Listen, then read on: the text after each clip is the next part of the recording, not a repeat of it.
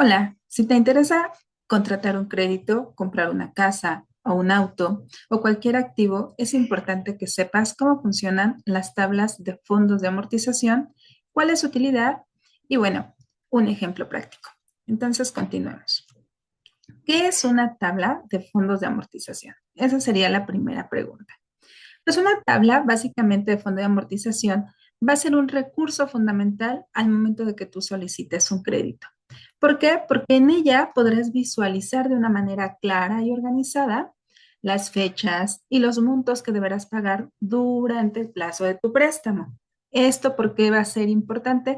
Porque entonces vas a tener la posibilidad de tener un control preciso de tus pagos, lo cual te ayudará a planificar tus finanzas de una manera efectiva.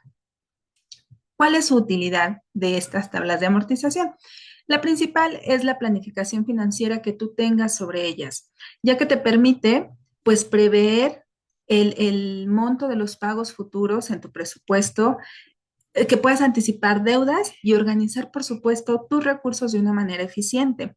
También podrás tener una transparencia en los pagos al visualizar claramente cuánto se destina a intereses y cuánto estás abonando a capital, lo que te va a ayudar a identificar oportunidades de pago anticipadas para ahorrar intereses en caso de que tengas este esquema.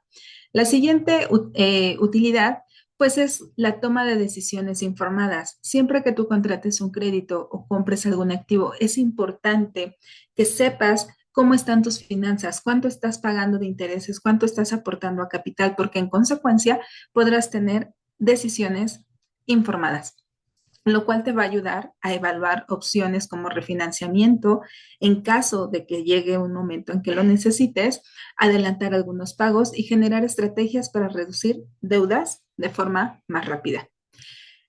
Te ayudará también a tener un control del progreso. Al ver cómo disminuye el saldo del préstamo, entonces vas a tener un panorama mucho más claro sobre la evolución de la deuda, el abono de intereses que estás dando o el pago de intereses y entonces se reduce la posibilidad de caer en pagos atrasados o multas.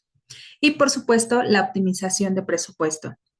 Al conocer la distribución de pagos, pues puedes ajustar tus gastos, ya sea mensuales o anuales, maximizar tu liquidez disponible, optimizarla en la compra de algunas otras, de alguna otra infraestructura que requieras, etcétera.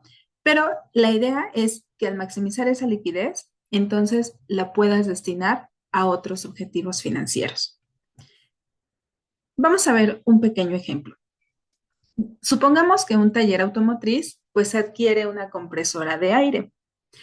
La vida de esta compresora es de 10 años de utilidad, y así en condiciones adecuadas, y con el propósito de reemplazarla al final de ese periodo, la propietaria del taller establecerá un fondo de amortización y realizará los depósitos anuales en una cuenta bancaria que pague el 11%. Entonces, esta propietaria pues está ya pensando en que en 10 años tendrá que reemplazar este equipo y en consecuencia está comenzando a ahorrar, a destinar una parte de sus ingresos para esa compra futura, pero además lo está haciendo de una manera inteligente. O sea, eso es cuando tú necesitas un crédito, pero también cuando tú piensas en comprar algo a futuro, dices, ok, yo puedo empezar a planificar mi estrategia de compra a futuro y entonces, ¿cuánto es lo que tengo que aportar si en 10 años yo estimo que ese activo costará tanto? Esta propietaria lo que hace es algo muy bueno y muy sano porque está previendo ese panorama y dice, ok, si yo estimo que esta compresora costará en 10 años 280,000 pesos y tengo un fondo de inversión, un fondo, perdón, de amortización que me está pagando un 11%. Fíjense aquí cómo opera, ¿no?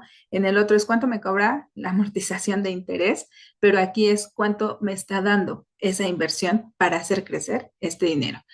Entonces, aquí la pregunta es, ¿cuál será el valor del depósito que yo tengo que estar dando periodo a periodo? Y pues también lo que me piden es que construya una tabla del fondo de amortización. Entonces, vámonos a este Excel. Seguimos con el mismo ejemplo. Y para esto lo primero que tenemos que definir es el monto, la renta que tendríamos que estar dando cada periodo. ¿Cuál es la información fina de este ejemplo? Bueno, lo primero que tenemos que rescatar es el periodo en el cual nos vamos a mover, que para este caso son 10 años. La tasa de interés también sobre la cual estamos trabajando o sobre la cual vamos a invertir nuestro monto, o bien cuando es un crédito, la tasa que nos estarían cobrando por ese crédito y al final, pues el valor, ¿no? De la deuda total. Entonces, ya con intereses incluidos. Lo primero que tendríamos que estimar, como les mencioné, pues es precisamente esta tasa, este monto de renta.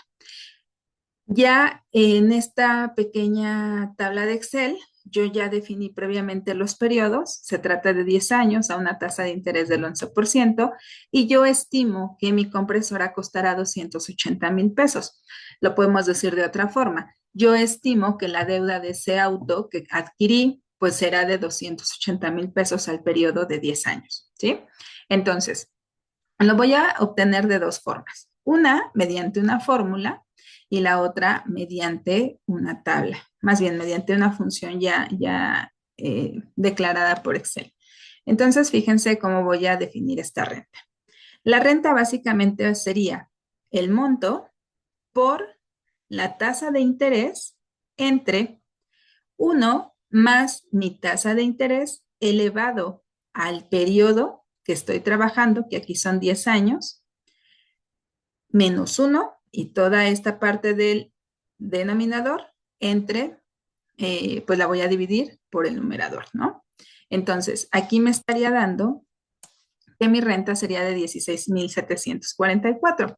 La otra forma de hacerlo es la siguiente. Simplemente le voy a poner igual, me voy a la celda de función y aquí voy a buscar la función pago. En la función pago le voy a dar a aceptar, me saldría una tablita similar a esta y aquí voy a declarar la tasa. La tasa es del 11%, pero fíjense, esta tasa es anual. ¿Qué pasa cuando ustedes, en lugar de que esto sea anual, fuera mensual? Bueno, esta tasa al ser anual, lo único que tendríamos que hacer es dividirla entre 12.